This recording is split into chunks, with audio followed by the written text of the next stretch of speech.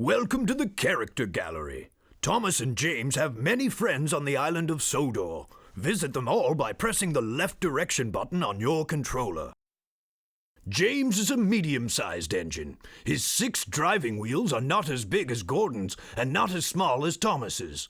He has a fine scarlet coat and brass dome and likes to think of himself as a really splendid engine.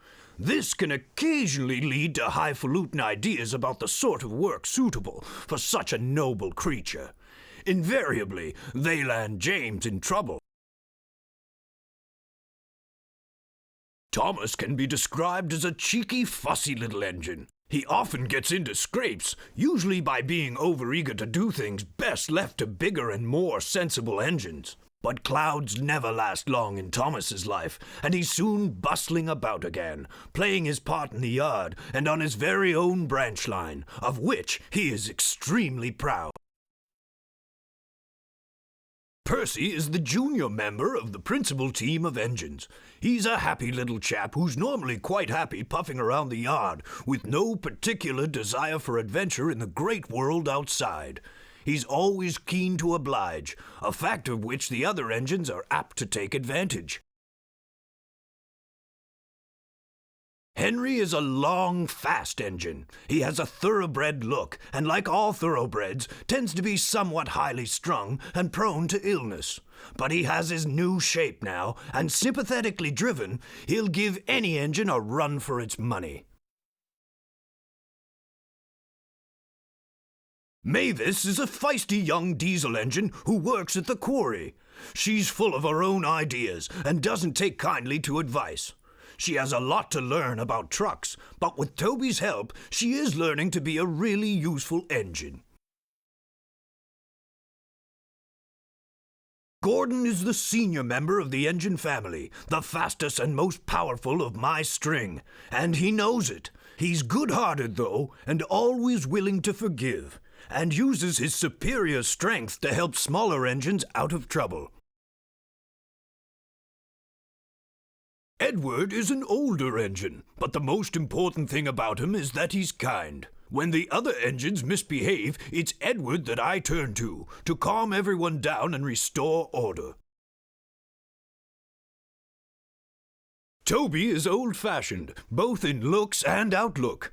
Every engine, no matter how old, wants to be really useful, and having once nearly been scrapped, Toby is always happy to work. He's not above being temperamental sometimes, but since he works mainly up on an outlying quarry line, he can work off his moods without causing grief to anyone except his own faithful coach, Henrietta. Annie and Clarabelle were given to Thomas as a reward for being a really useful engine. They are much loved, but have both seen better days. Annie carries passengers. She is always pulled by Thomas and travels facing him. Clarabelle is a composite coach. She has one section for passengers and one for the luggage and the guard. Clarabelle always travels behind Annie, facing away from Thomas.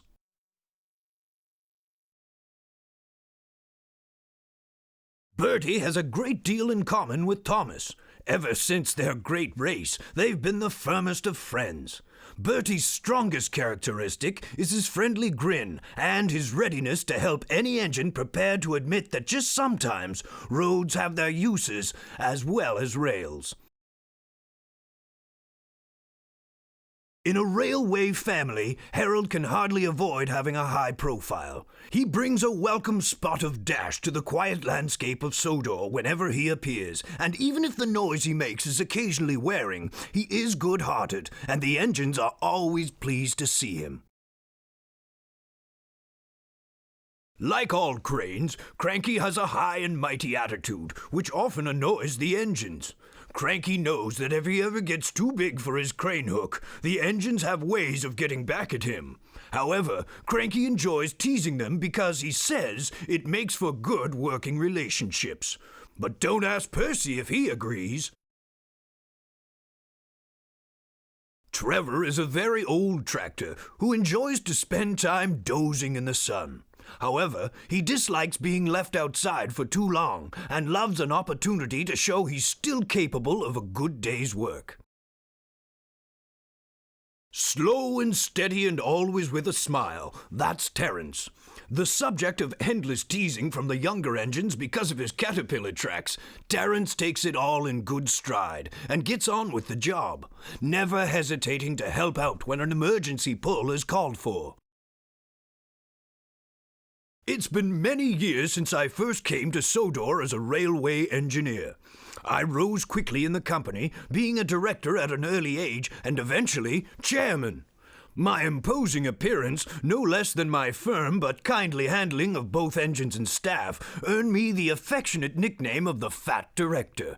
Then, after nationalization, when I was awarded a knighthood for my services to the railway industry, I became Sir Topham Hatt, the Fat Controller.